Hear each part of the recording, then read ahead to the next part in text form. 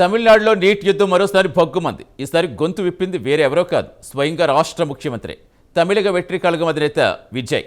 ఢిల్లీలో జంతర్ మంత్రి వద్ద నీట్ పేపర్ లీక్పై నిరసనలు హింసాత్మకంగా మారి కేంద్రం చర్చలకు దిగొచ్చే పరిస్థితి ఏర్పడ్డ సందర్భంలో పేపర్ లీక్ సమస్య మాత్రమే కాదు, నీట్ మొత్తం రద్దు చేయాల్సిందే అంటూ విజయ్ సర్కార్ మరోసారి కేంద్రంపై యుద్ధభేరీ మోగించింది. అయితే ఇది కేవలం ఒక ప్రకటనేనా, లేక దేశవ్యాప్త రాజకీయ సమీకరణాల్లో తమిళనాడు వేసిన కీలక ఎత్తుగడగా భావించాలా?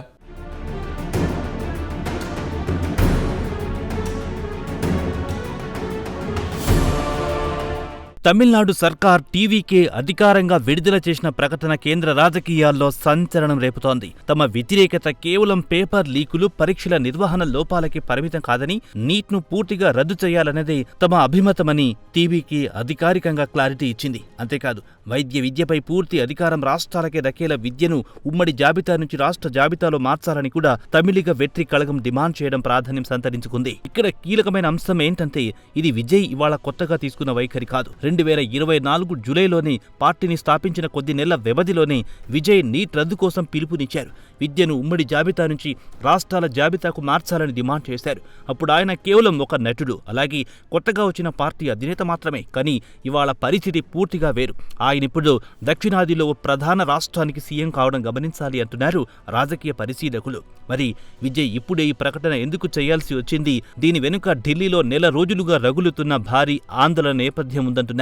నీట్ పేపర్ లీక్, కేంద్ర విద్యాశాఖ మంత్రి ధర్మేంద్ర ప్రధాన్ రాజీనామా డిమాండ్తో జూన్ 20 నుంచి జంతర్ మంతర్ వద్ద కొనసాగుతున్న కాక్రోచ్ జనతా పార్టీ నిరసన ఇప్పటికే 32వ రోజుకు చేరుకోవడం, ఇలా ప్రజల్ని ప్రభావితం చేసే పలు కీలకమైన డెవలప్మెంట్స్ ఉండటమే విజయ్ ఈ నిర్ణయానికి కారణంగా అంచనా వేస్తున్నారు.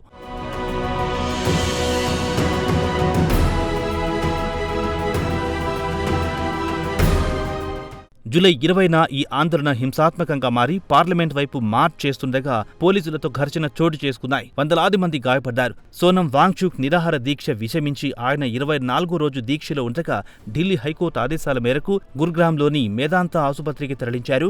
ఈ ఉద్రిక్తత మధ్యలోనే కేంద్రం దిగొచ్చే సూచనలు కనిపిస్తున్నాయంటున్నారు. వాంగ్చుక్ను కలిసిన కేంద్ర మంత్రులు జేపీ నడ్డా, జితేంద్ర సింగ్లతో అర్ధరాత్రి భేటీ అనంతరం విద్యార్థుల నిరసనపై పార్లమెంట్లో చర్చకు కేంద్రం సుముఖత వ్యక్తం చేసినట్టు తెలుస్తోంది. ఇప్పటికే జరిగిన తొలి భేటీలో వాంగ్చుక్ నిరవధిక విడుదల, ఆందోళనకారులపై కేసుల ఉపసంహరణ, నిర్మాణాత్మక చర్చలు జరపాలని సీజేపీ ప్రతినిధులు లిఖితపూర్వక వినతి పత్రం అందజేయడం గమనించాలి.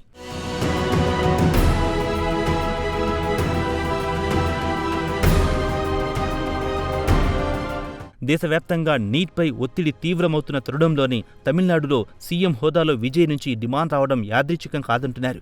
ఢిల్లీలో జరుగుతున్న ఆందోళన కేవలం పేపర్ లీక్ సరిదిద్దండి అనే డిమాండ్కే పరిమితమైతే, తమిళనాడు మాత్రం అంతకు మించి వ్యవస్థని ప్రశ్నిస్తూ అందులోని మార్పులు చేయాలని భారీ డిమాండ్ను ముందుకు తెస్తోంది.